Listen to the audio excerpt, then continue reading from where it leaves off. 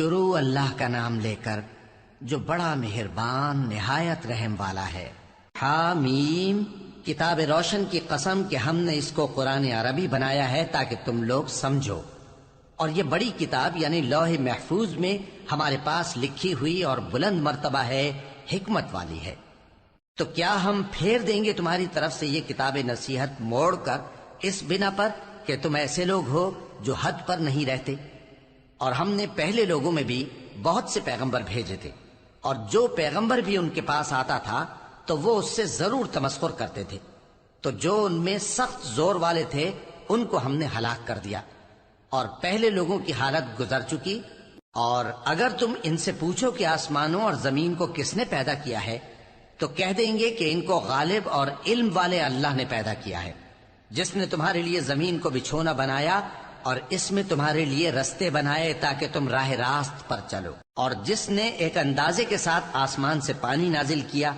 پھر ہم نے اس سے مردہ زمین کو زندہ کیا،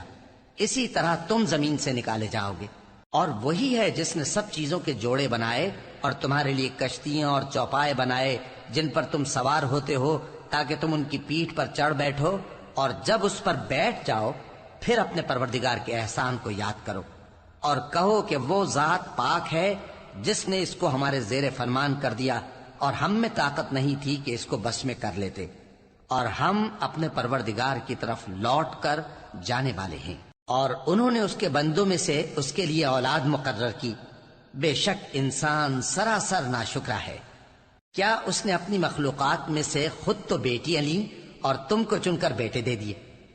حالانکہ جب ان میں سے کسی کو اس ہستی کی یعنی لڑکی کی خوشخبری دی جاتی ہے جو انہوں نے اللہ کے لیے بیان کی ہے تو اس کا چہرہ سیاہ پڑ جاتا ہے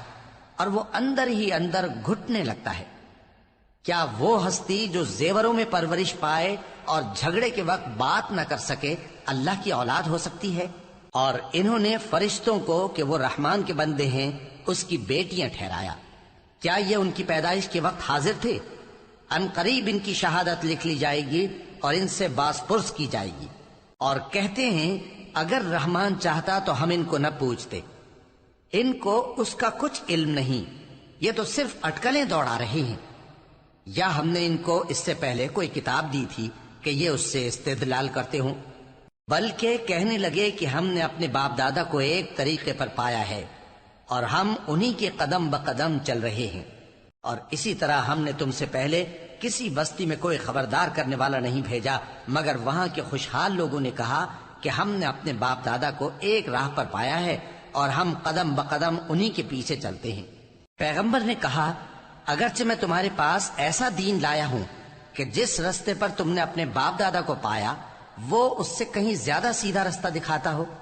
تو کہنے لگے کہ جو دین تم دے کر بھیجے گئے ہو ہم اس کو نہیں ماننے کے،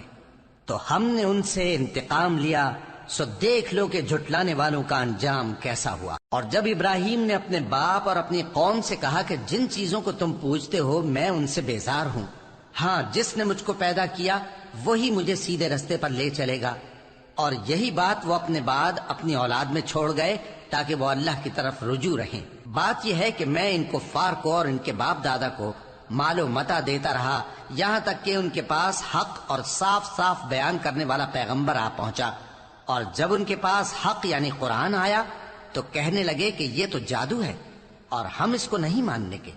اور یہ بھی کہنے لگے کہ یہ قرآن ان دونوں بستیوں یعنی مکے اور طائف میں سے کسی بڑے آدمی پر کیوں نازل نہ کیا گیا؟ کیا یہ لوگ تمہارے پروردگار کی رحمت کو بانٹتے ہیں؟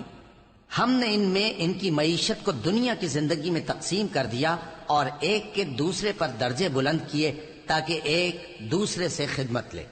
اور جو کچھ یہ جمع کرتے ہیں تمہارے پروردگار کی رحمت اس سے کہیں بہتر ہے۔ اور اگر یہ خیال نہ ہوتا کہ سب لوگ ایک ہی جماعت ہو جائیں گے تو جو لوگ اللہ سے انکار کرتے ہیں ہم ان کے گھروں کی چھتیں چاندی کی بنا دیتے اور سیڑھیاں بھی جن پر وہ چڑھتے، اور ان کے گھروں کے دروازے بھی اور تخت بھی جن پر تکیہ لگاتے ہیں، اور یہ سب چیزیں سونے کی بھی بنا دیتے، اور یہ سب دنیا کی زندگی کا تھوڑا سا سامان ہے، اور آخرت تمہارے پروردگار کے ہاں پرہیزگاروں کے لیے ہے۔ اور جو کوئی رحمان کی یاد سے آنکھیں بند کر لے یعنی تغافل کرے ہم اس پر ایک شیطان مقرر کر دیتے ہیں تو وہ اس کا ساتھی ہو جاتا ہے،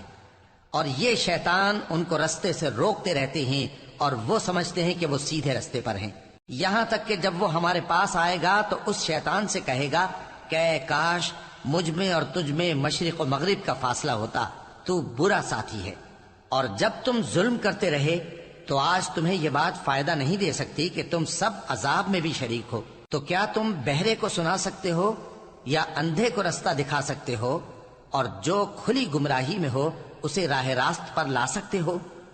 پھر اے پیغمبر، اگر ہم تم کو وفات دے کر اٹھا لیں